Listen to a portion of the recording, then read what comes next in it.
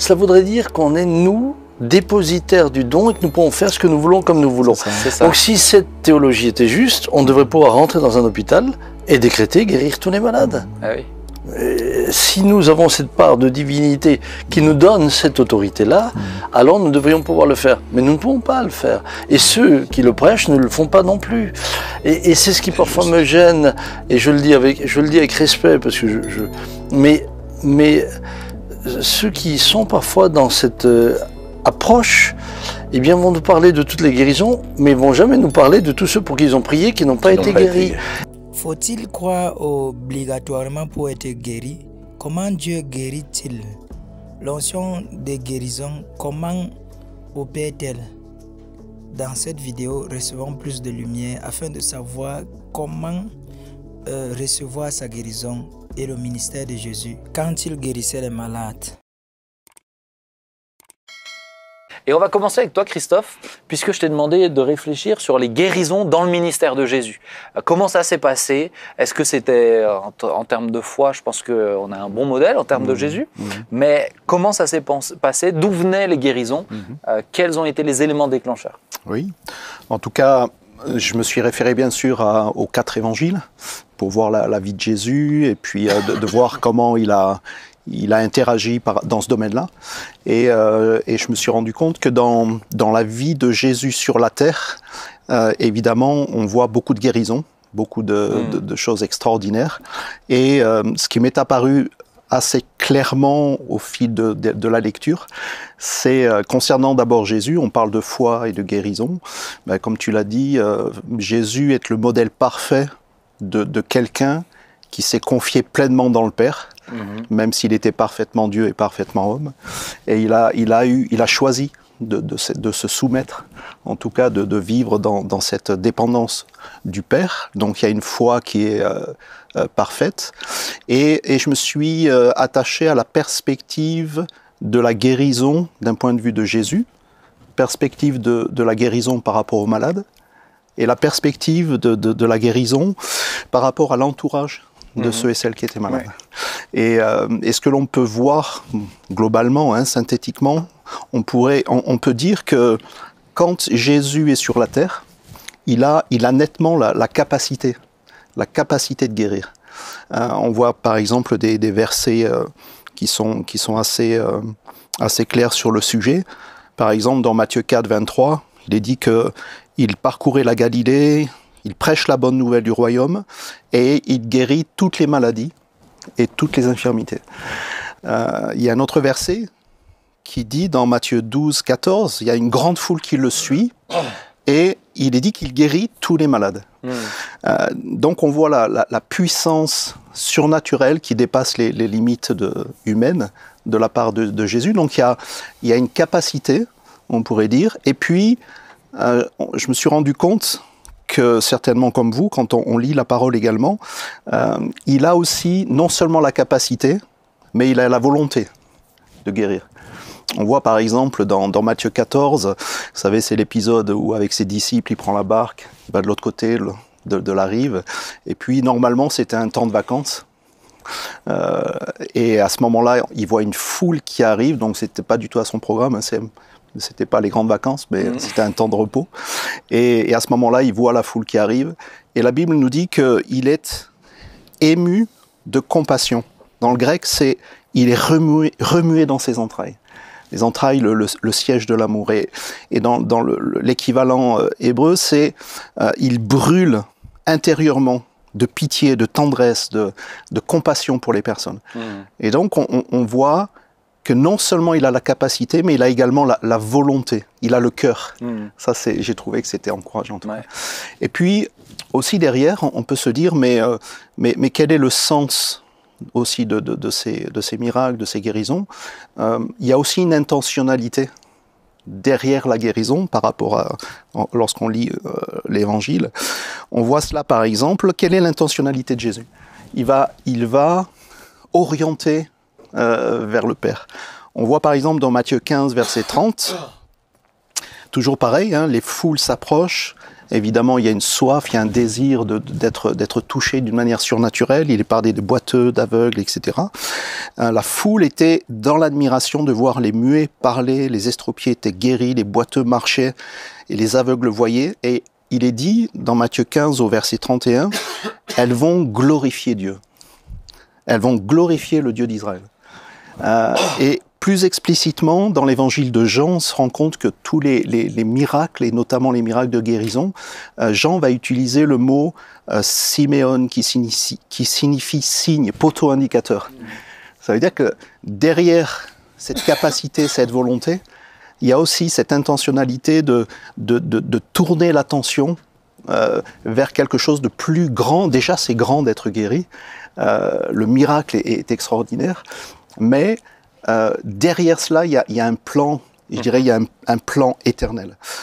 Et ce qui est aussi à noter, c'est qu'effectivement, peut-être, je ne sais pas si c'est pertinent pour notre partage, mais vas-y, hein, dis-le. On se rend compte également que Jésus est pleinement Dieu, il est pleinement homme. Et dans le contexte notamment tous les petits bruits, hein, c'est un malade qui a besoin de prière, je pense, parce que dis donc, ça me gratte. Ah oui, bah, je pense que les gens, ils ont entendu l'intérieur de ta gorge et de tes narines. Mais c'est ça, on s'y retrouve. C'est ça. C'est pas de la SMR, c'est pas de la SMR, c'est juste, c'est du direct. Ouais. Indirect. Et on voit dans l'intention aussi de Matthieu lorsqu'il écrit l'évangile. On voit que ce n'est pas nouveau, c'est pas Christ qui commence à guérir, mais il y a cette révélation de Dieu, Yahvé, Rapha, qui est le Dieu qui guérit dans l'Ancien Testament. Et donc là encore, c'est pour attirer les regards, pour dire attention, je ne suis pas simplement un homme ou un prophète. Alors ça, c'est la perspective de Jésus, la perspective du malade. Quel est le rapport par rapport à la parole de Dieu qu'on peut voir et que certainement vous connaissez aussi déjà? C'est que la foi, c'est un élément qui est essentiel pour la guérison. Et notamment, on voit Matthieu 9, 20, avec la femme atteinte de la perte de sang, l'hémorragie. À un moment donné, Jésus, une fois qu'elle est guérie, Jésus dira « Ta foi t'a guéri. Parce que tu as eu foi, tu es guéri. » Et puis, il y a également Bartimée, l'aveugle, où il est dit, il lui demande explicitement « Mais qu'est-ce que tu veux que je te fasse ?» Ça, c'est Jésus sait. Donc, il l'exprime, il le verbalise, il l'appelle. Et lorsqu'il reçoit la guérison, Jésus dira encore une fois, mais c'est ta foi, parce que tu as cru, tu es guéri. Donc il y a un élément déterminant de la foi par rapport à la perspective du malade. Et puis on pourrait se poser aussi la question par rapport à l'entourage. Est-ce que l'entourage, est-ce qu'il y a une implication? Est-ce que je peux poser une question est-ce que dans tous les cas, la foi est impliquée? Dans tous les cas de guérison de Jésus, la foi est la foi du malade, tu veux dire? Oui, la foi du malade. malade. Ouais, alors, en tout cas, la foi est essentielle. Donc, dans beaucoup de cas, c'est la foi du malade directement. Mais justement, dans la troisième partie, quelquefois, c'est la foi de l'entourage qui va faire que... Mais il y a toujours l'élément de foi qui déclenche a priori. Après, peut-être vous avez d'autres textes qui montrent peut-être des exceptions. En tout cas, Nazareth, c'est clair que c'est l'incrédulité qui les a empêchés d'être guéris. Alors ça, c'est effectivement l'absence de foi, ou c'est le doute, ou c'est la remise en question. C'est ça.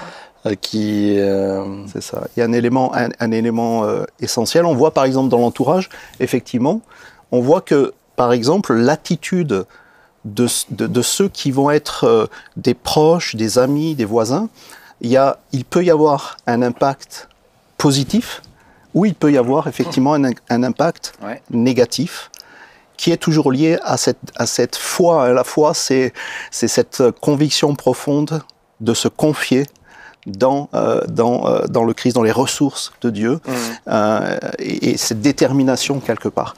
Et on le voit notamment... C'est là où Jésus, des fois aussi, même demande, quand il va ressusciter cette petite fille, quand il lui dira Talitha Koumi, il fait sortir tous les gens. Exactement.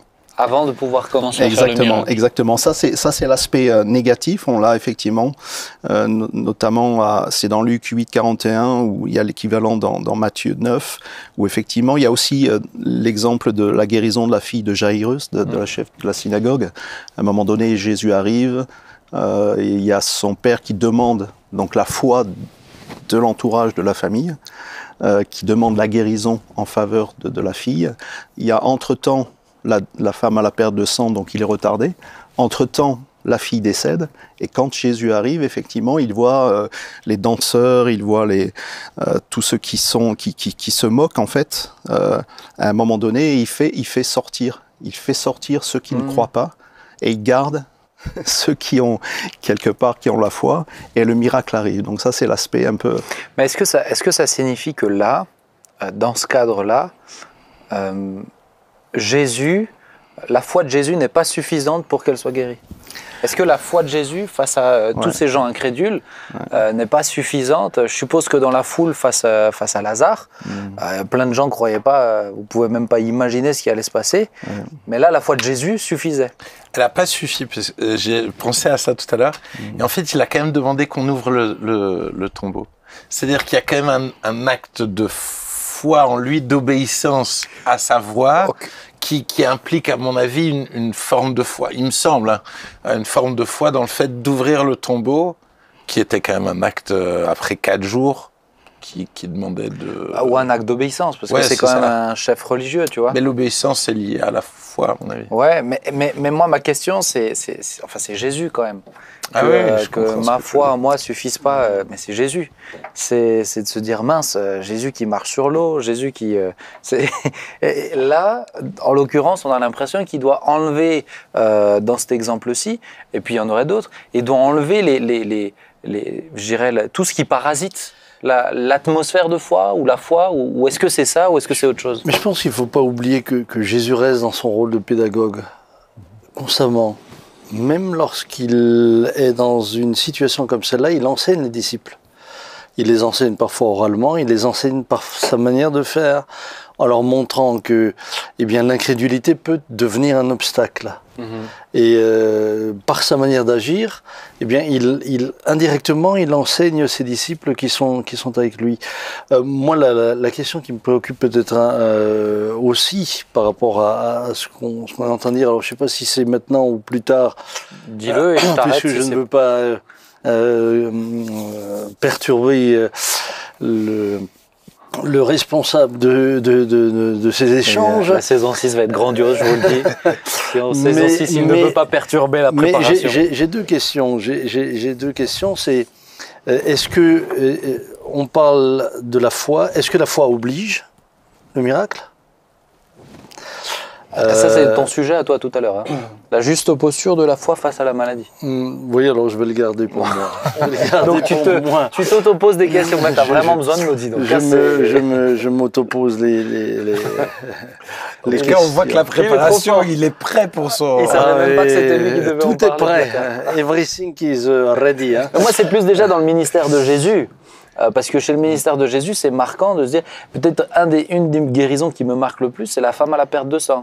C'est Jésus, finalement, il n'est qu'un canal parce qu'il n'a pas prié pour elle, il a juste senti qu'une force est sortie de lui. Et ça, c'est... Malheureusement, j'ai l'impression qu'aujourd'hui, et je l'entends, beaucoup de personnes qui souffrent s'accrochent qu'à cela. C'est-à-dire, si j'ai assez la foi, alors je recevrai la guérison. Parce qu'on a l'impression que c'est ce qui se passe chez cette femme-là. Si j'attrape le bord de son vêtement, je serai guéri.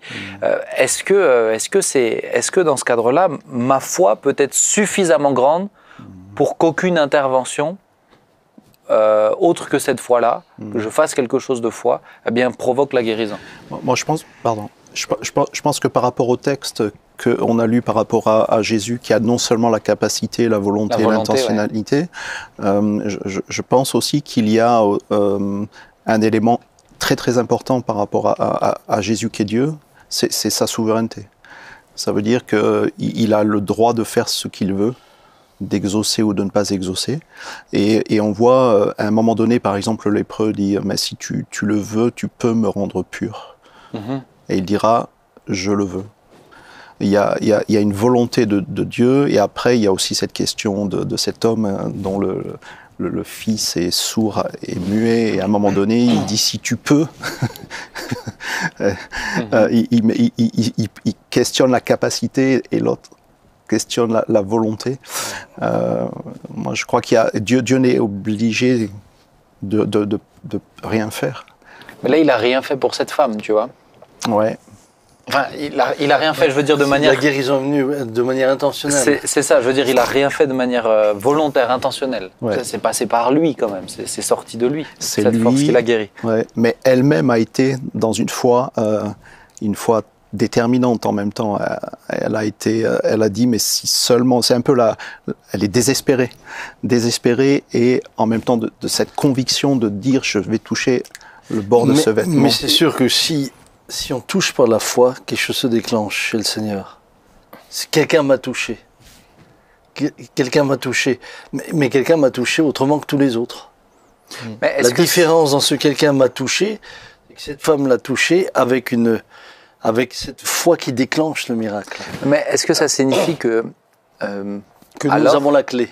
Oui, Ouais. Je comprends bien la Est-ce question. que la foi est assez grande? Est-ce que ça ne dépend que de ça en fait? Moi, c'est mon premier point dans les obstacles à la guérison.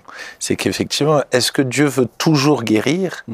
Ben, moi, je ne pourrais pas répondre ça. Dieu veut sauver premièrement tous les hommes et parfois guérir quelqu'un impliquerait que la personne oublie Dieu et presque se retire du salut. Et donc, pour moi, l'intention de Dieu première, c'est de sauver les gens. Et donc, parfois, et on le voit même dans le cas de Paul, alors on pourrait débattre longtemps, prêcher dessus il n'y a pas longtemps, mais si... Sur les faiblesses, Paul, de mon point de vue, en tout cas, on parle de maladie, où Dieu dit non, mais parce que c'est te mettre toi en danger, et que la maladie est là pour te garder, finalement, dans cet état d'humilité. Ça va te garder, en fait, ça va protéger ta dépendance à moi. Ma grâce te suffit. Exactement. Et aujourd'hui, j'avoue que j'ai quelques personnes que je connais qui finalement, n'ont jamais été guéries, mais Dieu les a utilisés puissamment dans leur non-guérison. Ils ont été des témoins dans leur non-guérison et finalement dans leur capacité à gérer la maladie avec Dieu et finalement dans leur faiblesse de compter vraiment sur Dieu. Alors je pense que c'est bien d'aller au bout de cette réflexion-là parce que peut-être pour nous, il y a des choses qui semblent déjà acquises, mais de l'autre côté, on l'a lu, peut-être le seul endroit où Jésus a fait peu de miracles, c'est Nazareth, à cause de ce manque de foi. Sinon, la plupart du temps, c'est quand même clairement inscrit que Jésus guérissait ou tous les malades ou toutes les maladies. Que des malades qui en aient encore eu dans le pays, ça c'est sûr, puisqu'il y a le boiteux à la belle porte, etc. Mais personnellement, je vois mal Jésus, on lui présente un malade et qui dise « non, je ne veux pas te guérir ». À la piscine de Bethesda, en tout cas, c'est sûr qu'on estime qu'il devait y avoir des milliers de malades. Il en a choisi un. Mais imagine, je sais pas, est-ce que tu arrives en toute honnêteté, imaginer quelqu'un, on lui amène, Jésus, on lui amène et dire non, je veux pas le guérir. Oui. C'est sûr que faut quand même. En tout cas, il n'y a pas d'exemple. Il n'y a pas d'exemple. Il n'y a pas d'exemple. Même si je suis d'accord avec ce que tu dis. Hein. Ce que je crois qui est aussi important, c'est de remettre la guérison dans son contexte. Dans quel contexte guérit-il? C'est un signe. C'est ça. Et si on fait de la guérison divine une thérapie, alors là, évidemment... ou un but en soi. Un but en soi, Jésus n'est plus que réduit à un guérisseur. Ce qui n'est pas le but, en aucun cas et à aucun moment, de l'Écriture. Est-ce que ça explique aussi le fait qu'il y ait beaucoup de guérisons et de miracles accompagné avec le ministère d'évangéliste ou les évangélisations, etc. Jésus est en pleine évangélisation. Et tout le ministère de Jésus, c'est un ministère d'évangélisation. Les miracles se multiplient, les signes se multiplient. Alors, il va aussi guérir la belle-mère de Pierre, et nous sommes conscients qu'il prend aussi soin des croyants. Ça ne veut pas dire qu'il nous guérit juste pour la conversion, et puis ensuite on doit se débrouiller. Mais la guérison est toujours là comme un signe glorifiant Dieu et indiquant aux gens qu'il y a quelqu'un de plus grand. C'est ce qui a changé la vie de mes parents. La guérison a amené mon père tout d'un coup à prendre conscience de la présence de Dieu et à changer sa vie. Ouais, c'est ça. C'est ce que tu as dit tout à l'heure. Par contre, on n'a pas mention dans les églises du temps du livre des Actes ou du temps dans les églises implantées par Paul qu'il n'y avait aucun malade, qu'il n'y avait aucune personne qui souffrait. Ah si, ah non. Oui, qu'il n'y en avait aucun. Si, non, Épaphrodite était malade. Non, mais qu'il y en avait, que je veux dire, tout le monde était guéri, on l'entend pas. Non, il y avait des gens en non. mauvaise santé. D'ailleurs, il le dit, j'ai laissé Trophime malade à Mier.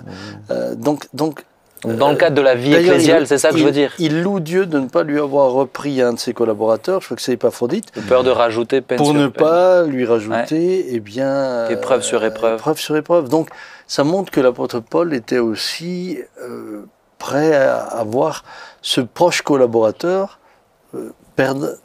mourir. Donc, dans le cadre ecclésial, c'est là, effectivement, de marquer, de dire, c'est pas une obligation.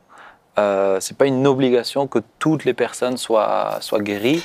Ouais. C'est pas du tout la même chose que dans un cadre d'annonce de l'évangile. Et c'est pas forcément un manque de foi. Ouais, mais oui, et Timothée et ses maux de ventre, Paul va parler de boire du vin et pas du tout lui dire tu manques de foi. Il aurait pu être alsacien en français en tout cas. Hein. Mais ce qui est intéressant, j'ai aussi aimé l'exemple que tu as donné par rapport à Paul, qui lui aussi, à un moment donné, on pense que c'est un problème physique, mais il y a Hébreux 11. Hébreux 11 qui explique ce qu'est la foi, il donne des exemples, c'est par la foi que nous comprenons que le monde a été créé, etc. Et à un moment donné, il parle de ceux qui ont la foi sans avoir eu l'exaucement. Et ça, c'est frappant. Ça veut dire qu'avoir la foi, c'est se confier en Dieu quoi qu'il arrive. Parce qu'ils aspiraient à des choses. Parce qu'ils voulaient, effectivement, ils avaient cette espérance éternelle. Et force est de constater, c'est là où il y a je dirais, un clash de compréhension, quelquefois avec une certaine théologie qui dit que parce que tu as la foi, alors tu déclares et absolument tu es guéri. Si tu n'es pas guéri, tu n'as pas la foi. Mais ce n'est pas biblique. Parce que pour moi, on le ramène à l'expérience de cette femme à la perte de sang. Et puis, la centralité de ce point de vue, c'est l'homme. C'est l'homme. Ça veut dire que, et derrière cette, je ne sais pas si on en parle tout à l'heure, mais derrière, peut-être on le garde pour tout à l'heure, mais derrière cette théologie... Trop gentil avec lui, Christophe. Lui se réjouissait que tu me manges mon sujet. Mais ça fait rien. Tu le traites bien, je n'ai plus besoin d'y revenir. Et j'en suis très heureux. Mais c'est bien que tu t'exprimes, vas-y Christophe. Non, tu t'exprimes très bien, Christophe. Je te laisserai la porter. Pour moi, l'essentiel, c'est que c'est pas qui parle, c'est que ceux qui nous écoutent soient exhortés et puis grandissent dans leur foi. Et dans ce que tu dis là, pour moi, le problème, c'est qu'on accentue que sur cette femme à la...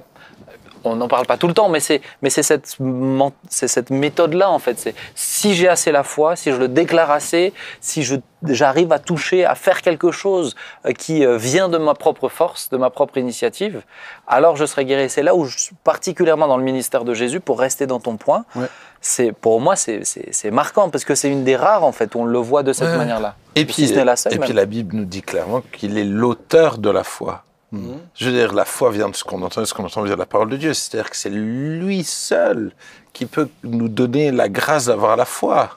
Elle vient de Dieu, la foi. C'est un cadeau, c'est une grâce. Et quelqu'un qui voudrait s'inventer la foi, c'est intellectuel, c'est charnel. Finalement, c'est pas de la foi. Tu t'auto-persuades. Mais je pense qu'il y a une dérive vers ce que tu disais tout à l'heure, c'est que c'est une foi pour l'homme au centre. C'est-à-dire qu'aujourd'hui, malheureusement, on voit littéralement des soirées qui ne sont que consacrées à la guérison.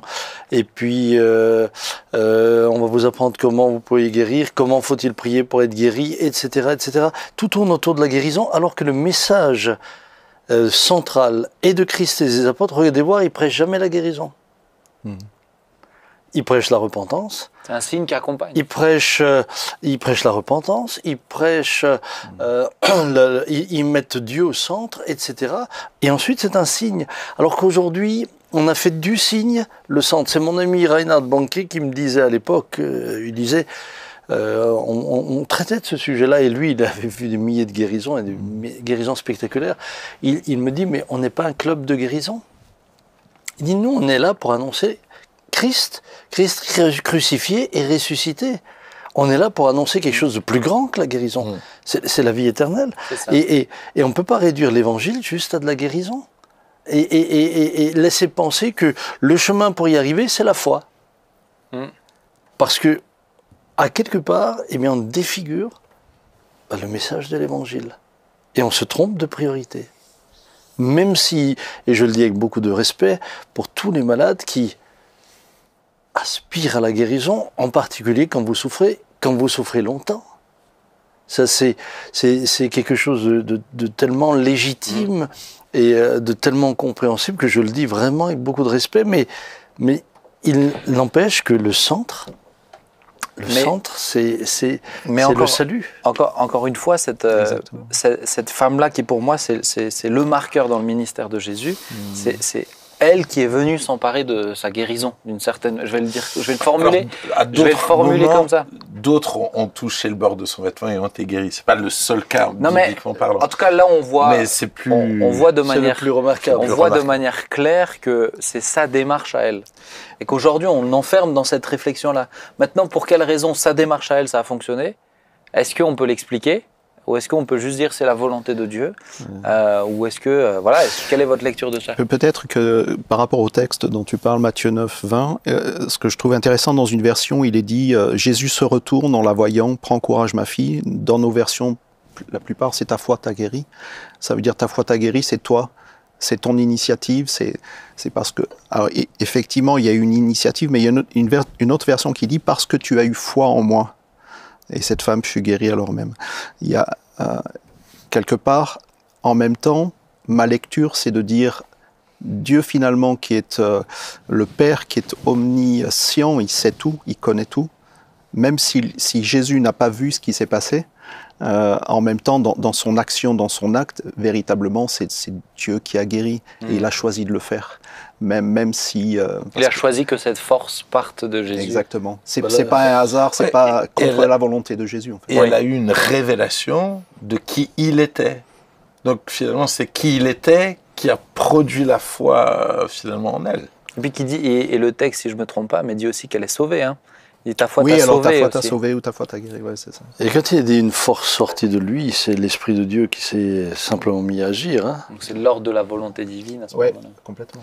Thibaut, toi tu dois réfléchir aux obstacles. Merci Christophe. On continue à discuter, je trouve que c'est très intéressant. Thibaut, tu dois réfléchir aux obstacles, donc tu as commencé à l'aborder tout à l'heure. Donc peut-être avant d'aller dans des obstacles plus précis, j'ai noté aussi le c'est pas le moment. On a l'impression que c'est un obstacle, mais c'est pas un obstacle, c'est juste qu'il y a un processus. Là, je suis convaincu que la maladie est une réponse de Dieu au péché qui cherche à nous parler, qui cherche à nous communiquer. La maladie cherche à parler à la personne qui est malade et à l'amener quelque part. Et je crois qu'il y a un processus qui est important, et on voit qu'il y a beaucoup de malades dans la Bible qui sont guéris au travers d'un processus, qui sont guéris au travers d'un processus ou de régler des choses, ou de comprendre, et des fois ça prend du temps. Est-ce qu'on comprend toujours quel est ce processus, pourquoi? Pas forcément, mais en tout cas, des fois on a l'impression que Dieu ne répond pas, alors que Dieu dit, ok, continue de t'accrocher à moi, de grandir, peut-être de te repentir. Si la cause de ta maladie, c'est le péché, alors repens-toi. Si la cause de ta maladie, c'est ton manque d'hygiène de vie, ben peut-être tu as des choses aussi à changer. Mais en tout cas, il y a un processus, à mon avis, qui est important de prendre en compte. L'autre point qui a déjà été dit, c'est l'incrédulité. Effectivement, le manque de foi. Et ce manque de foi, pour moi, il est... je sais pas comment dire ça. Il est intérieur, mais il est aussi dans notre comportement, dans ce qu'on déclare. Souvent, on dit qu'on a la foi, mais ce qu'on déclare vient voler finalement ce que Jésus aimerait faire, puisque la langue communique la vie et la mort, en fait. Et donc, je peux saboter moi-même par ma langue, finalement, ce que Dieu aimerait faire. Et donc, tout ça... Donc, un manque de foi peut exactement être un obstacle. Ma désobéissance, le fait de désobéir à Dieu ou de vivre dans le compromis peut réellement être un blocage à la guérison, mais parce qu'encore une fois, c'est lié à la foi. La foi est globale. La foi, c'est pas juste la foi dans le miraculeux. C'est la foi en Dieu qui est saint. Et donc, je dois prendre en compte Dieu dans sa sainteté. Et donc, si d'un côté, j'ai foi qui doit me guérir, mais en même temps, je veux pas qu'il règne sur ma vie dans tel autre domaine, bah, y a un bug dans le système. Est-ce que je peux juste te couper là, tu l'as pas pour la coupé, raison là, suivante, c'est que parfois je suis un peu... Je comprends très bien ce que tu dis au sujet du sabotage par nos propres paroles de ce que Dieu veut faire. Mais aujourd'hui, je vois des extrêmes. C'est-à-dire que je vois des malades qui me disent pasteur, je dis plus j'ai le cancer. Parce que si j'ai le cancer, je déclare que j'ai... Non, ça c'est de la superstition. Ça c'est pas ça. Ça c'est... Attendez, vous avez le cancer. Je veux dire, vous êtes atteint. Ah oui, mais je dis plus j'ai un cancer, parce que sinon c'est mon cancer. Mais moi j'ai rien à faire avec le cancer. Mais oui, mais le cancer a quand même atteint votre corps. Ce que je veux dire aujourd'hui, c'est que on a des personnes qui sont enfermées dans une espèce ou réduites à une théologie dans laquelle on leur laisse penser que ne dis plus que tu as une maladie, c'est pas ta maladie. Ne déclare plus j'ai le cancer, sinon tu empêches Dieu d'agir. Mais tout ça n'a rien à voir avec la foi. Tout ça, c'est presque devenu une espèce de méthodologie et une espèce de conditionnement psychologique, mais qui n'a rien à voir. Moi, si quelqu'un est malade, quand j'ai une jambe coupée, c'est quand même moi qui ai la jambe coupée. Je suis amputé. Si quelqu'un a un cancer, c'est quand même lui qui a, les champignons, le cancer est dans ses poumons. Ils sont pas ailleurs. Et le déclarer, c'est pas un manque de foi. C'est pas le dire, c'est pas un manque de foi. C'est pas nier la réalité. C'est pas nier. Exactement. Et ça, je pense, que c'est important de le dire parce que j'ai ces derniers temps encore été confronté à des personnes, ça m'a fait tellement mal au cœur. Alors, est-ce que dans la même logique, tu me permets, Thib, sur cette réflexion-là, mais à l'inverse, dans la même logique, mais à l'inverse, ne pas dire des choses, ça fait partie de cet enseignement, mais ce même enseignement dira, tu n'es pas guéri parce que tu demandes à Dieu de te guérir, alors que lui t'a donné l'autorité et de proclamer ta guérison ou de parler à ta maladie, etc. Tiens, ça pourrait être du coup justement intéressant. Qu'est-ce que vous pensez quand tu pries, de parler au cancer, de parler à ton diabète, de lui commander parce que tu as reçu l'autorité? Parce qu'en fait, c'est la même théologie, c'est juste l'inverse. Si je devais discerner que derrière ce cancer, il y a un esprit méchant, là, je lui donne l'ordre, je lui intimerai l'ordre de quitter ce corps. Ah, tu parles à l'esprit, tu parles pas à la maladie. Mais là, je parle à l'esprit qui provoque la maladie. Ouais. Mais c'est pas le cas de toutes les maladies. Et c'est pas systématiquement le cas. Mais dans cet enseignement, tu vois ce que je veux dans le cas du sourd, tu parles à la maladie. Tu t'adresses à la maladie parce que tu as l'autorité. Et je pense que si maintenant Dieu nous dit, moi ça m'est déjà arrivé, où je sais que Dieu me dit, je vais guérir cette personne-là, c'est sûr que là tu commandes et tu prends autorité sur... Mais là, la foi, elle vient de ce que Dieu vient de te dire. Et je pense que si Dieu a dit à quelqu'un, il faut être sûr que Dieu l'a dit. C'est pas de l'auto-persuasion de ce que j'ai envie d'entendre que Dieu me dise. Et c'est là que c'est souvent compliqué pour les malades, parce qu'ils croient qu'ils ont entendu, mais finalement c'est leur... Mais cet enseignement qui dit, mais en fait tu es pas guéri parce que tu demandes à Jésus, alors que Jésus, lui, t'a déjà donné l'autorité pour le commander. Si je peux me permettre par rapport à ça, j'ai eu l'occasion de creuser la question par rapport à cette théologie-là. Et ce que j'ai trouvé intéressant, alors à un moment donné, j'ai été, on va dire, confronté aussi à des personnes qui étaient uniquement par rapport à la guérison, sans annoncer le salut, et dans cet état d'esprit de déclarer, de dire, voilà, je proclame la guérison, etc. Et j'ai regardé d'un peu plus près, en fait, ce qu'il y a derrière cette théologie, et je me suis rendu compte que, on peut la nommer, théologie de la prospérité. On a fait une émission dessus aussi. En réalité, c'est qu'au 19e siècle, il y a un ou deux pasteurs qui étaient des référents et qui ont sa part en réalité de cette position de dire, puisque Christ est sur la terre et il est homme et il est Dieu, finalement nous sommes nés de nouveau, nous sommes en Christ, alors nous sommes également comme des dieux. Le fond de cette théologie-là, c'est ça. C'est-à-dire, le centre de gravité, c'est plus Dieu, le centre, mais finalement, cette théologie dit que finalement, Dieu a fait de nous comme Jésus sur la terre, c'est-à-dire une part de divinité. Et donc, ça veut dire par là que il nous délègue cette latitude de dire, si je déclare, alors il va se passer ça. Si ce n'est que dans la réalité, il y a des hommes et des femmes, des frères et des sœurs qui sont dans la maladie, comme on l'a dit tout à l'heure, qui souffrent et qui ont ce poids de culpabilité de dire, mais qu'est-ce que j'ai fait, est-ce que j'ai péché, etc. Et c'est vrai que par rapport à ce que tu disais, je trouve, c'est intéressant, c'est le fait de dire, Dieu reste souverain, Dieu reste le centre, c'est lui qui décide. Et c'est vrai que moi je me souviens qu'une fois j'avais prié pour quelqu'un, c'était une des premières guérisons que j'avais vues, j'avais trouvé ça extraordinaire, mais la réalité c'est que c'est Dieu qui guérit, et je me souviens j'avais prié pour quelqu'un qui avait mal au dos, je pose la main et en priant, et à un moment donné je sens cette autorité de Dieu en disant au nom de Jésus-Christ, proclame la guérison. Mais je sentais que c'était Dieu qui était là. Et d'un seul coup, on a senti une chaleur et la personne a été guérie. Et moi-même, j'étais étonné. J'étais là, je me suis dit, ah ouais, j'étais étonné de ça. Et pour moi, c'est un petit peu pour moi, c'est quand même assez fondamental d'en parler.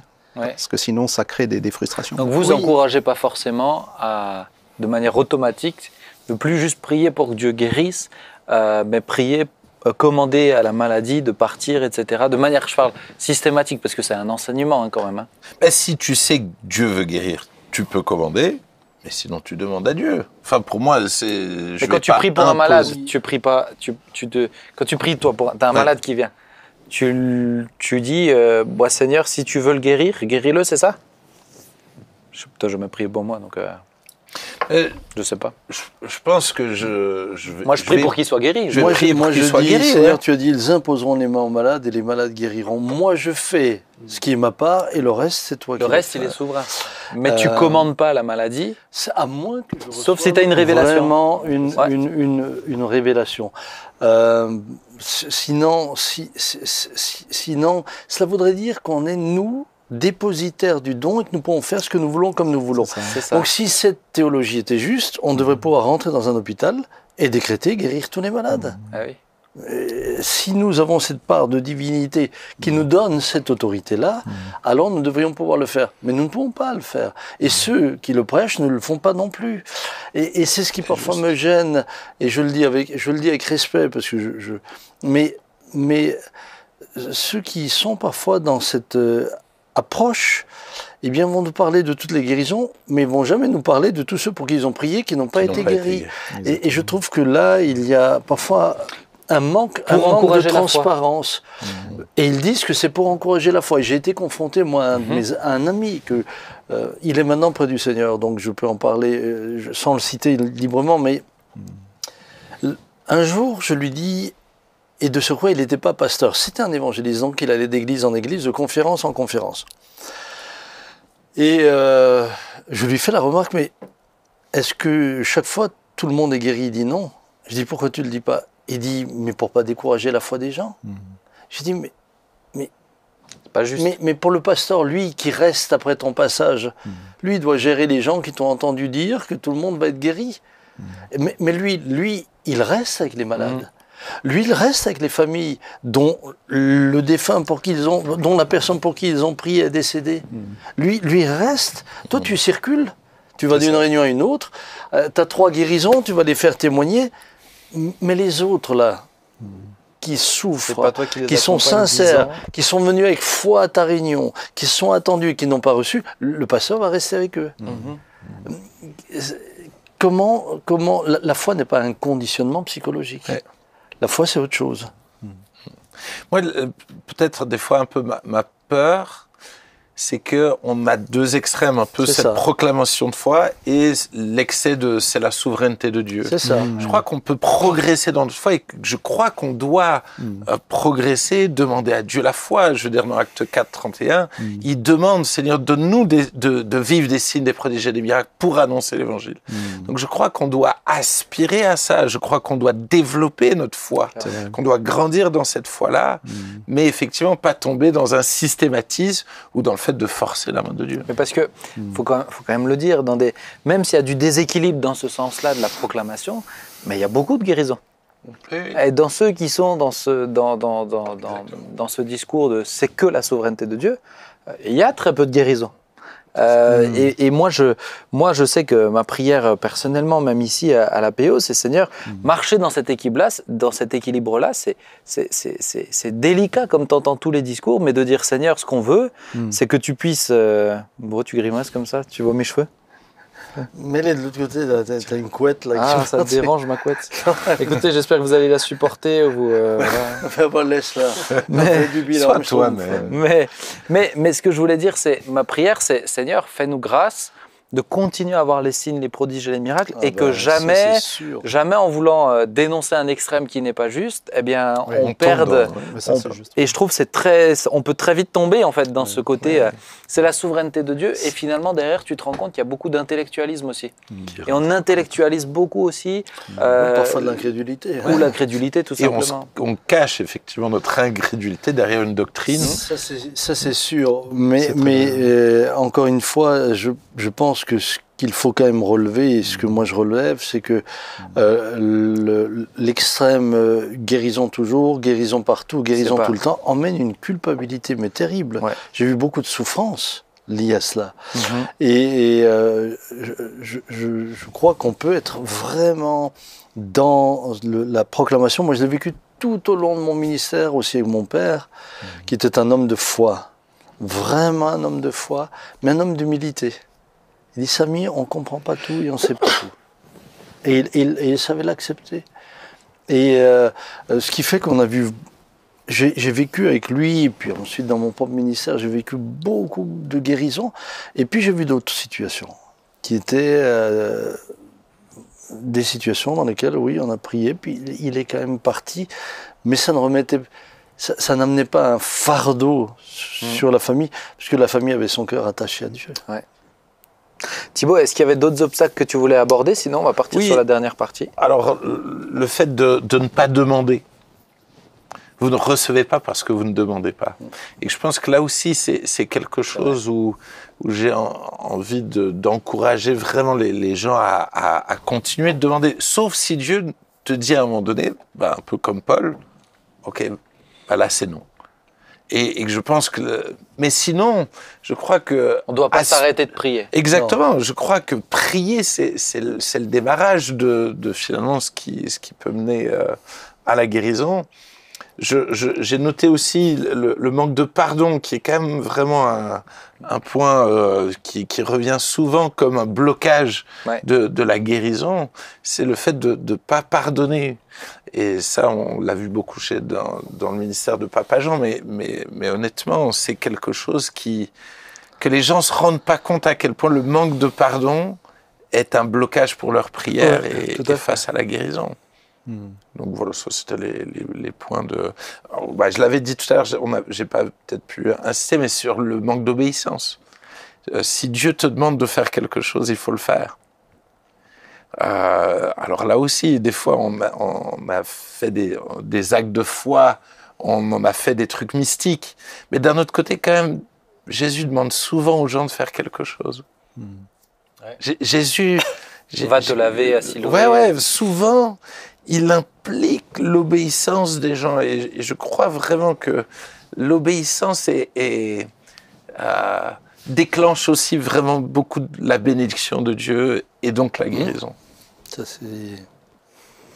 Voilà. Maintenant, les dix lépreux, c'est l'exemple. Maintenant, comment trouver... Alors papa, c'est toi qui devais porter cette réflexion. Comment... avoir la foi équilibrée par rapport à la guérison, la juste foi face à la guérison?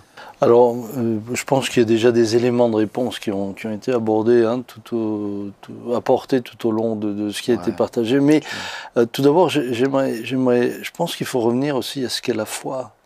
Moi, je suis très souvent surpris de voir des chrétiens qui, soudain, ont une foi. Et je le dis encore une fois avec beaucoup de respect, parce que je comprends que quelqu'un qui apprend qu'il a un cancer ou qui est malade, et puis moi-même j'ai été quand même à un moment donné face à cette possibilité de mourir, donc je peux ressentir ce que ça implique. Mais je suis parfois surpris de voir des gens qui ont tout d'un coup une foi extraordinaire pour leur guérison, et là je m'adresse en particulier aux chrétiens, mais paradoxalement, leur foi ne s'est pas traduite dans leur vie quotidienne. Puisque la foi, elle se traduit au quotidien. La foi, c'est pas seulement de croire que Dieu peut me guérir. La foi, c'est d'obéir à Dieu dans ma vie quotidienne et dans tous les domaines, parce que je crois qu'il est Dieu. Je lui fais confiance, et suffisamment confiance pour soumettre toute ma vie à son enseignement. Enseignez-leur à observer tout ce que je vous ai prescrit. Et là, je vois des chrétiens qui, très souvent, finalement, tout au long de leur... jusque-là, ils ont manifesté que finalement, ils n'avaient pas une très grande foi comme je les vois vivre. Parce qu'ils vivent avec très souvent encore un espace pour le péché, beaucoup de légèreté eu égard à la foi. On se rend compte que le Seigneur n'est pas le premier dans leur vie. Soudain, on leur annonce un cancer et ils ont une foi extraordinaire pour la guérison. Mais il ne faut pas confondre avoir peur et avoir la foi. La peur peut vous donner le sentiment d'avoir la foi. Moi, j'ai vu des gens qui m'ont dit « Je ne me laisserai pas opérer parce que j'ai la foi ». Je leur ai dit « Mais non, vous n'avez pas la foi, vous avez peur de vous faire opérer. C'est différent. » Et il me semble donc important d'abord ramener la foi à ce qu'elle est. La foi, c'est dans un tout. La foi, c'est dans ce que disait tout à l'heure Christophe, c'est Hébreux 11. Elle a amené les uns à faire des actes extraordinaires, mais elle a amené les autres aussi à tout perdre.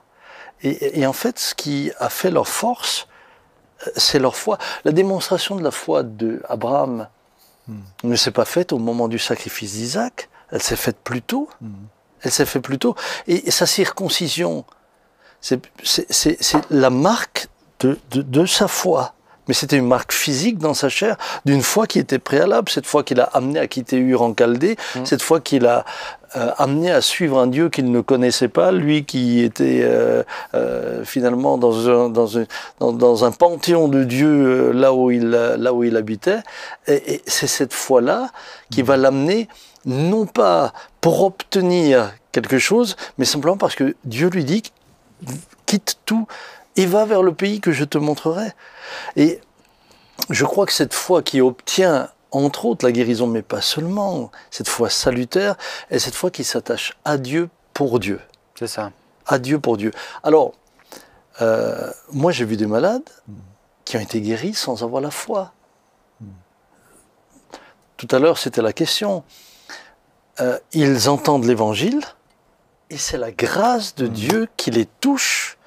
La guérison vient et ils n'ont rien demandé, voire parfois c'était presque un défi.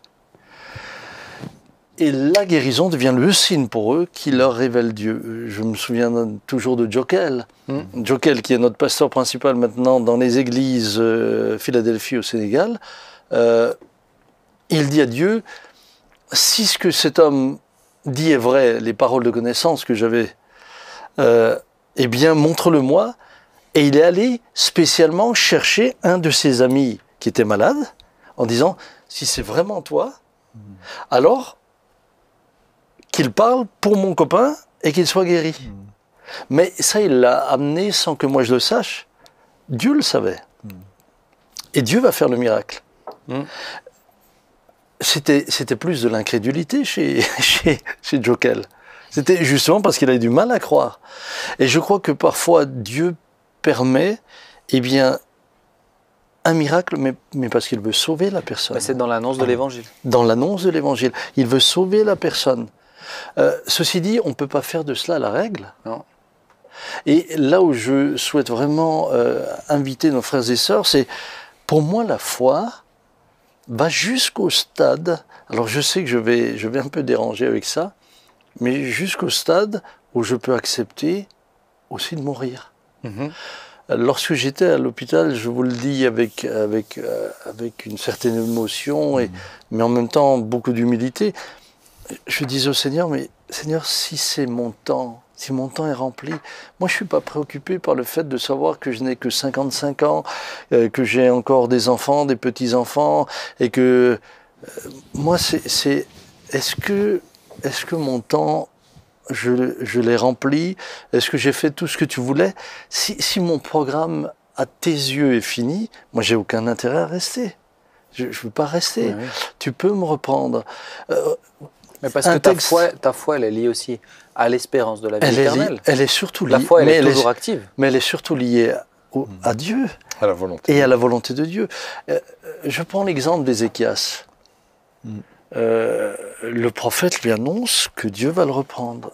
Bon, Ézéchias se tourne contre le mur, il pleure, vous connaissez tous ce texte. Dieu voit cela et il renvoie le prophète pour lui dire qu'il vivra. Mais les 15 ans d'Ézéchias supplémentaires, est-ce que ce furent les meilleurs? À la fin, on voit quand même énormément de choses qui vont se passer dans cette période-là, où on se dit, mais si Ézéchias n'était pas parti autant où Dieu l'avait décidé, peut-être que... Donc pour toi, derrière, c'était pas ce que Dieu voulait qu'il reste. Je peux pas dire que c'est pas ce que Dieu voulait, puisqu'il lui accorde, mais il n'en a pas fait, les choses les meilleures. D'ailleurs, tout à l'heure, quand on parlait parfois de la maladie ou de la non-guérison, une des raisons, c'est quand un des rois prend la gloire de Dieu pour lui. La Bible dit que Dieu le fera pas et il tombe malade. Donc je crois que cette foi équilibrée est cette foi qui finalement cherche la volonté de Dieu. Et alors bien sûr on nous dit toujours oui mais la volonté de Dieu c'est de guérir. Et je le crois de tout cœur et je prie de tout cœur pour les malades et je bénis Dieu pour tous les malades que je vois être guéris. Mais parfois la volonté de Dieu c'est de faire autrement. Et la foi dans ce cadre-là garde la paix. Ce que je veux dire à tous ceux qui nous écoutent, quand vous avez la foi comme cela, même quand les choses ne viennent pas comme vous les avez souhaitées, vous gardez la paix. Parce que vous vous reposez tellement vous vous reposez sur le Seigneur, et ce qui va vous importer le plus, c'est non pas ce que je veux, mais ce que tu veux. Est-ce que je suis en paix avec toi, oui. Non pas ce que je veux. Alors tu vas me dire, oui, mais tu n'es plus dans cette proclamation. Si, moi j'ai dit au Seigneur quand j'étais à l'hôpital, je lui ai dit, Seigneur, si tu veux encore me guérir, tu n'as plus que cette nuit. Demain, je dis oui au protocole. Et je lui ai lu le protocole que j'avais devant les yeux. Et il aurait pu guérir avec le protocole. Et il aurait pu me guérir avec le protocole. Il n'empêche qu'il l'a fait en dehors du protocole et de manière, moi je peux le dire, miraculeuse. Ce que j'ai vécu, c'était... Mais je veux m'adresser à tous les bien-aimés qui nous regardent et qui souffrent. Et qui, je le comprends, sont peut-être comme Ézéchias en se disant, mais je veux être guéri. Certains sont jeunes, certains sont aussi dans des maladies, mais tellement... pardonnez-moi, dégradantes,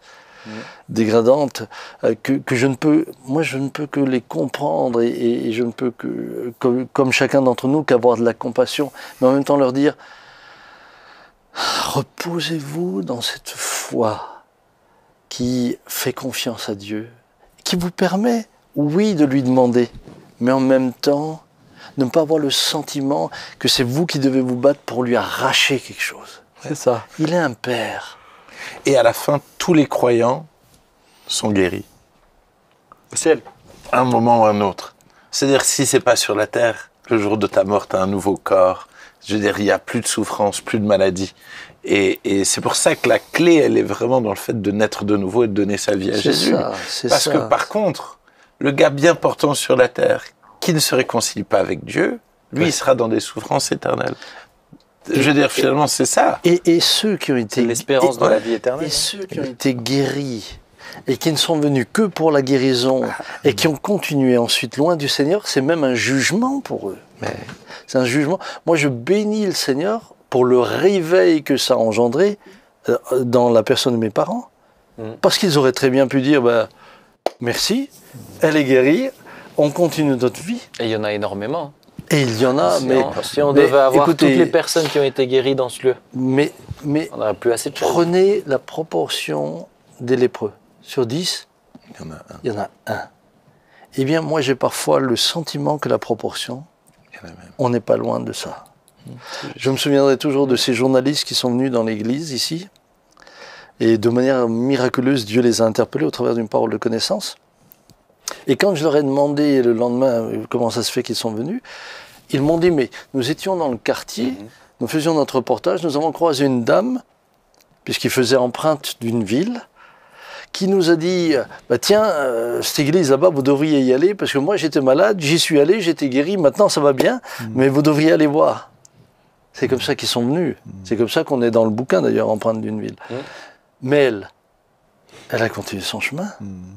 Et à ce moment-là... Et des comme elle, il y en a des dizaines. Ouais, extrême le nombre de gens qui me racontaient des témoignages et qui ne viennent pas à l'église et qui disaient, mais je sais quand je suis malade, je sais où je vais. C'est pour ça que la foi, c'est pour ça que cette foi qui se repose sur Dieu, elle vous emmène la paix, même quand vous êtes malade. C'est beaucoup plus puissant aussi. C'est beaucoup plus puissant. Et j'ai vu mon papa qui a guéri qui a été utilisé par le Seigneur pour la guérison de centaines de malades, pour pas dire de milliers.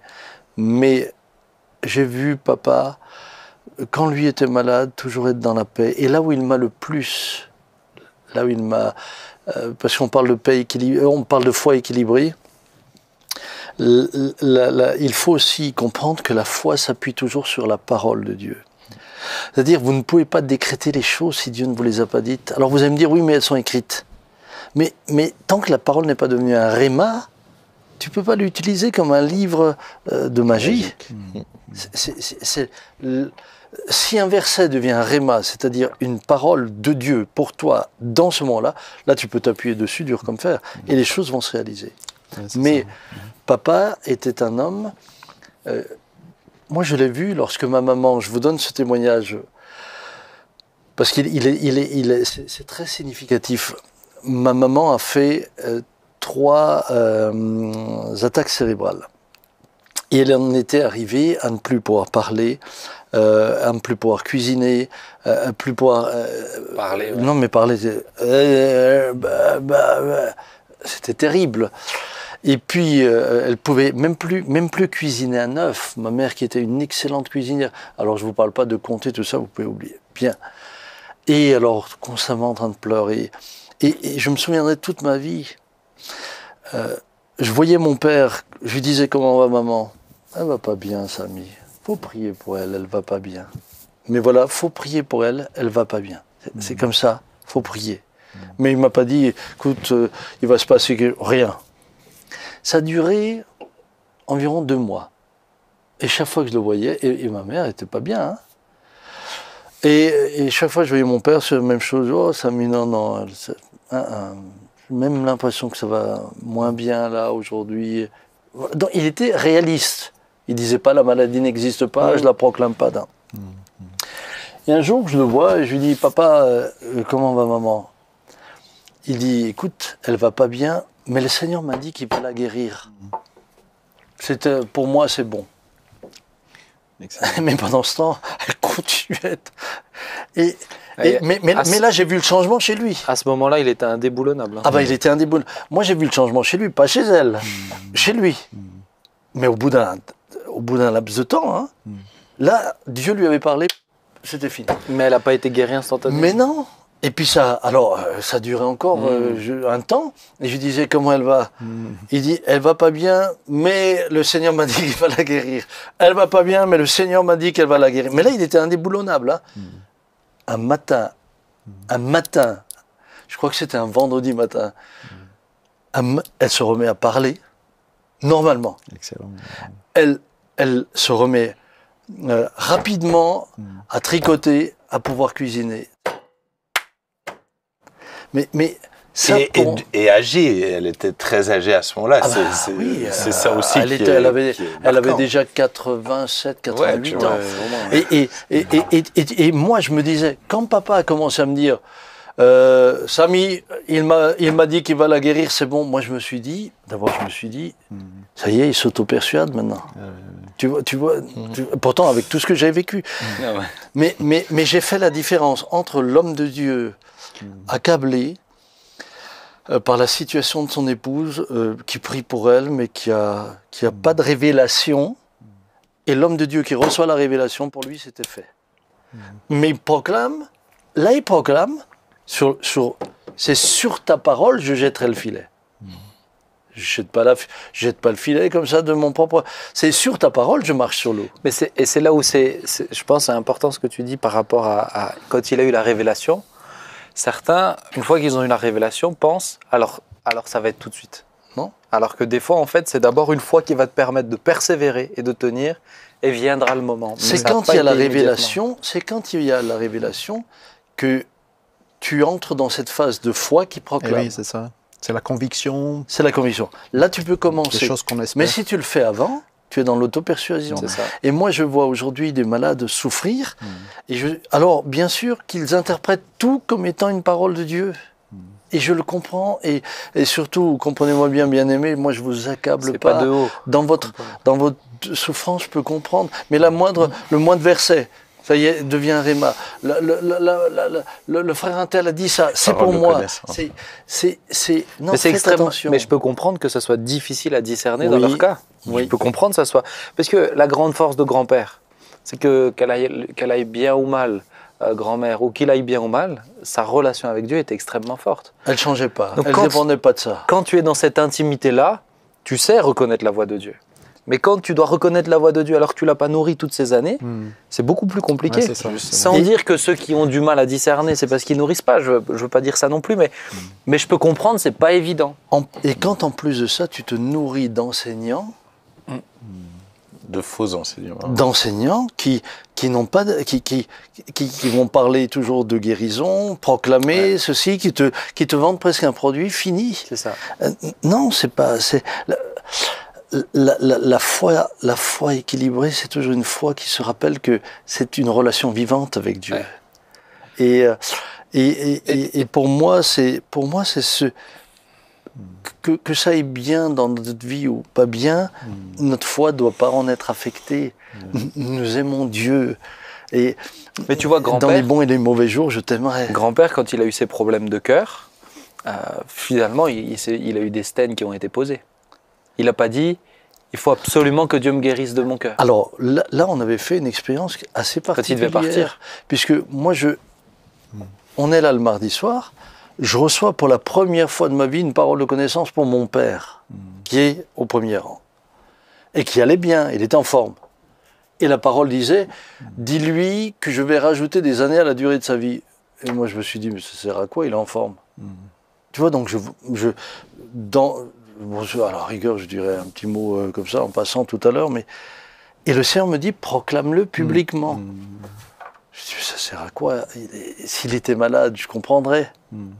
Tu vas dire à quelqu'un à qui on a dit, vous allez mourir, qu'il va encore... Mais il est en forme. Il avait 85 ans. Et puis, l'Esprit de Dieu ne me laisse pas tranquille, donc je dis, papa, j'ai une parole de Dieu pour toi, le Seigneur va rajouter des années à la durée de ta vie. Alors à la fin, des gens sont venus me voir, c'est beau, le papa Jean va rester plus longtemps. Je dis, bon. Mais dans la même semaine, il fait une alerte cardiaque extrêmement sérieuse, il est hospitalisé, ça c'était le jeudi, et là les médecins nous disent, il avait 88 ans. On ne le touche plus. Et là, tout d'un coup, cette parole est devenue... C'était le socle. Je savais que ce n'était pas le moment. Je savais que ce n'était pas le moment.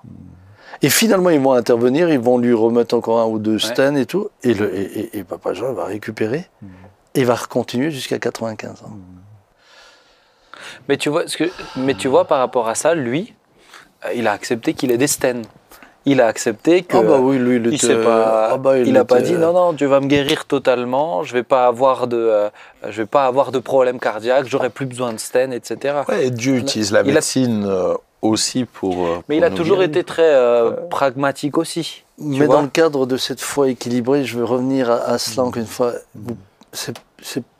Vous n'êtes pas face à une science exacte avec des petites cases et des petites croix. Vous êtes dans une relation avec Dieu. Vous êtes dans une communion avec Dieu. La foi doit vous amener à cela. Et là, vous discernez, là, vous entendez, là, vous pouvez proclamer, là, vous pouvez agir, ou là, vous pouvez accepter. Oui, puis c'est d'accepter de ne pas tout comprendre.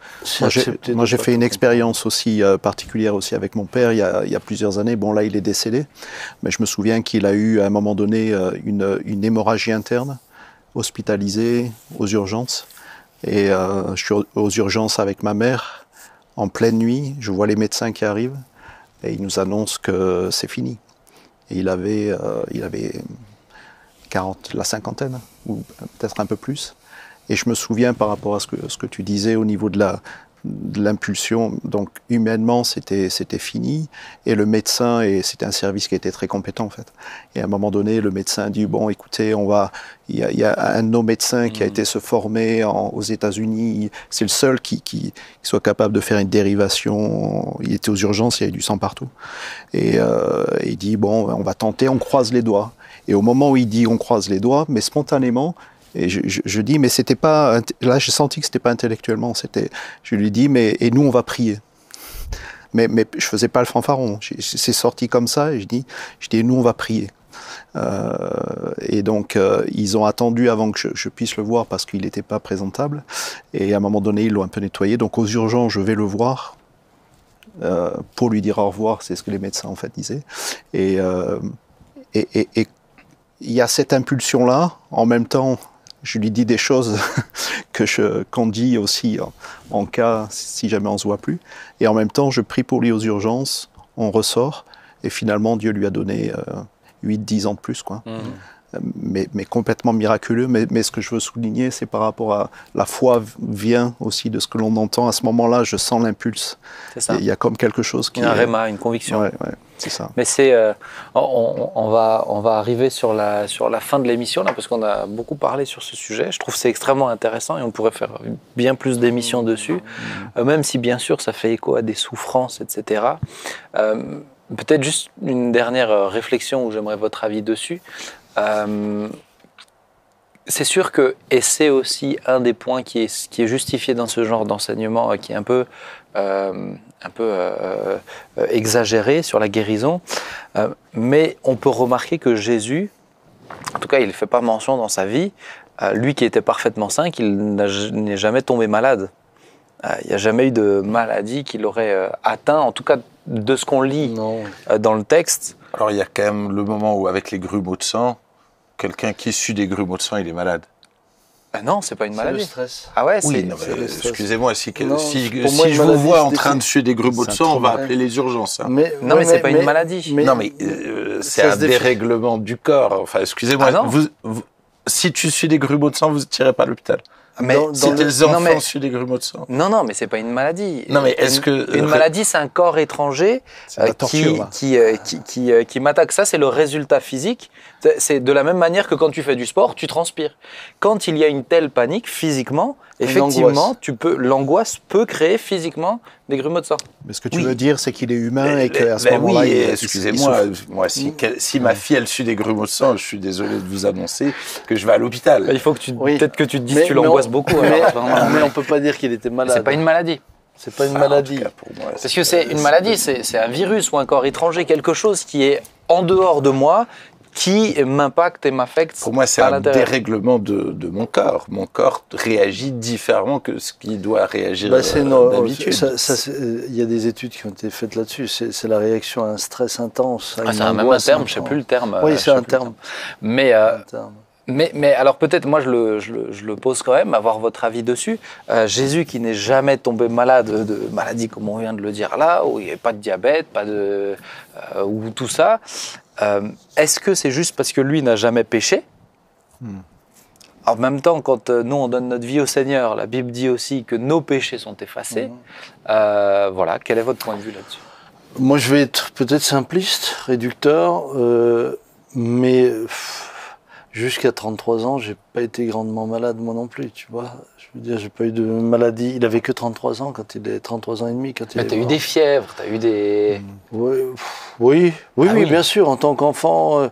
Mais je veux dire, tu as des gens à 33 ans et demi qui ont pas connu forcément de maladie jusqu'à 33 ans et demi. Donc on peut pas dire... Là, on est... Mais parce que dans cet enseignement-là, Mais c'est oui. c'est ça aussi. Oui, c'est une bonne puisqu'on question. est en Christ, Ouais, c'est- puisque Oui, non, nos je dis péchés pas que la sont question n'est effacés, pas bonne, non, tu non, vois, non, mais... c'est pas ça. mais- Mais je trouve que c'est puisque vrai nos que péchés sont effacés, alors alors, on devrait Satan plus n'a vieillir. plus accès. mais tu sais, j'avais un exemple par rapport à On ce ne que devrait tu parles. plus vieillir, on ne devrait plus... Ouais. Par rapport à ce que tu partageais au niveau de la corrélation, tu parles finalement entre la maladie et le péché, c'est ça. Ouais. Moi j'ai deux exemples. Le premier, ça me venait quand tu parlais aussi par rapport à... On a suivi pastoralement une sœur qui était vraiment convertie, née de nouveau, qui était infirmière, elle a un témoignage extraordinaire pendant la guerre, elle était infirmière, etc. On l'a visitée vraiment des années, elle avait une maladie un peu dégénérative, donc les membres, etc. Et je me souviens, j'étais relativement jeune pasteur, c'était quand j'étais pasteur à Toulouse, et je me souviens de cette sœur, c'était assez particulier. Tous les pasteurs ont été la voir, et tous les évangélistes, tous ceux qui avaient un don de guérison, quand ils étaient de passage, en tout cas beaucoup, on a prié avec, etc. Et en fait, elle a pas été guérie, quoi. Et c'est une sœur qui témoignait, et à un moment donné, c'est pas que je manquais de foi, mais j'étais plutôt dans le sens de dire, bon, qu'est-ce qui se passe, quoi? Quelle est la raison pour laquelle elle n'est pas guérie? Puis à un moment donné, accepter que finalement, Dieu, voilà, on prie, on a la foi, mais elle n'est pas guérie. Et ce qui s'est passé, en fait, c'est qu'au travers de sa maladie, elle a été un témoignage absolument extraordinaire pour sa famille, pour les soignants, de dire que, mais comment vous pouvez continuer à avoir la foi alors que vous êtes dans cet état-là? Ça, c'est un premier exemple qui m'a frappé. Et le deuxième, c'est une fois, j'étais pasteur jeune, je joue au foot avec les jeunes. J'ai le tendon d'Achille qui est sectionné en jouant au foot. Et je suis sur l'hôpital, à l'hôpital, dans ma chambre d'hôpital, et je culpabilisais. Je dis, mais qu'est-ce que j'ai fait, Seigneur? Est-ce que j'ai péché? Est-ce que je t'ai fâché? Et en plus, c'était la rentrée, il y avait un boulot absolu. Je me dis, mais c'est jamais le bon moment, mais là, c'était encore... Et je prie, et je crie à Dieu, je dis, mais est-ce que j'ai péché? Montre-moi-le. Vraiment, c'était un cri. Et à un moment donné, j'étais sur le lit d'hôpital, et j'ai senti le Saint-Esprit, vraiment des pieds à la tête, qui m'a visité, et qui m'a complètement apaisé par rapport à ça. Et il m'a pas donné l'explication du pourquoi je suis resté sur le carreau pendant 3 mois, mais par contre, il y avait une paix en ce qui concerne cet aspect-là. Ouais. Je voudrais juste dire, je sais que tu allais à la fin, mais ça me semble important. Ne confondez pas compassion et foi. Parfois, on est devant un malade et on a de la compassion pour lui. La compassion est nécessaire, c'est extrêmement important. Tu le disais tout à l'heure, Jésus est ému de compassion. Mais la compassion nous emmène parfois à décréter des paroles telles que le Seigneur va te guérir, alors que le Seigneur ne nous a rien dit. C'est ému de compassion qu'on le dit. Mais c'est pas Dieu qui nous l'a dit. Et je pense qu'il faut faire très attention lorsque vous priez pour des malades. Vous pouvez prier pour eux de tout votre cœur, mais ne décrétez pas ne décrétez pas qu'ils vont être guéris si vraiment vous n'avez pas reçu la révélation de Dieu. Si vous l'avez pas reçu, priez dans la foi que le Seigneur fera quelque chose. Mais sinon la personne est dans l'attente. Et puis quand les choses se passent autrement, ah oui, mais vous avez prié, rien ne s'est passé, et on remet en question. C'est ça. Et pire, où elle décède. Ouais. Et dans Matthieu 25, Jésus dit, vous n'avez pas visité les malades. C'est ça. C'est impressionnant. Il ne dit pas, vous n'avez pas guéri les malades. Il dit, vous n'avez pas visité les malades. Vrai. Moi, en tout cas, je trouve que l'origine de la maladie, pour moi, c'est le péché. Globalement, c'est le péché. C'est la conséquence que Dieu donne au péché. Et que je pense que globalement, notre corps est encore sous la conséquence du péché jusqu'à la fin de nos jours. Et c'est pour ça qu'on doit encore mourir physiquement.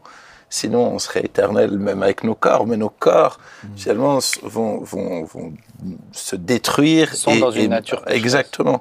Et c'est pour ça qu'on doit mourir physiquement, mais c'est notre âme qui est régénérée, c'est notre esprit qui est...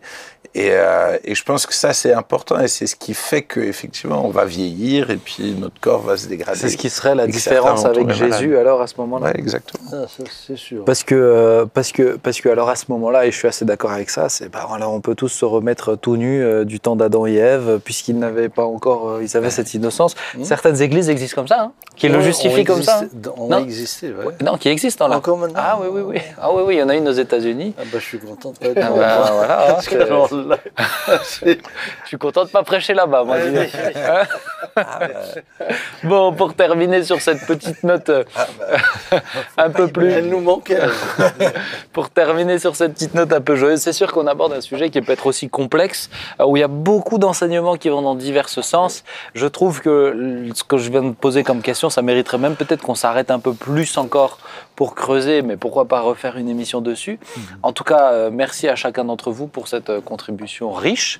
Et merci à vous, chers amis, aussi de votre compréhension. On est là, on discute, hein, on n'a pas tout préparé comme ça.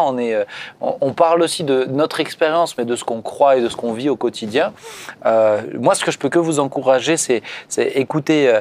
Pour trouver de l'équilibre aussi, c'est n'écoutez pas qu'un seul discours. Ne vous enfermez pas que dans une seule approche. Je pense que c'est bien avant tout de dire Seigneur, quelle est ta volonté? C'est finalement ce qu'on peut retenir dans notre foi. Quelle est ta volonté? Qu'est-ce qui peut te faire plaisir à toi dans mon attitude? J'aimerais qu'on puisse juste terminer par la prière, si vous le voulez bien. Christophe, est-ce que tu veux bien prier? Puis après, on va se dire au revoir pour cette première émission. Oui, merci Père pour ta présence, pour ta grâce. Merci Christ parce que tu es venu sur la terre et tu as porté vraiment ce message et cette réalité du salut et de la guérison et de la restauration. Oui. Et comme on l'a partagé, nous croyons que tu es celui qui guérit, tu es celui qui sauve, tu es celui qui libère. Et sans restriction, Seigneur, nous croyons que ton pouvoir, la portée de ton action est sans limite. Et alors que nous avons partagé ensemble, Seigneur, nous osons prier aussi pour ceux et celles qui regardent cette émission et nous prions, Père, pour que, Seigneur, tu puisses vraiment renouveler, guérir, sauver, Seigneur, dans le nom de Jésus-Christ. Que ton nom soit glorifié, Père. Merci parce que c'est vrai que nous ne comprenons pas tout, mais ce que nous avons compris, c'est que tu es digne de confiance. Et nous te remercions pour cela. À toi soit toute la gloire, Père. Amen. Amen.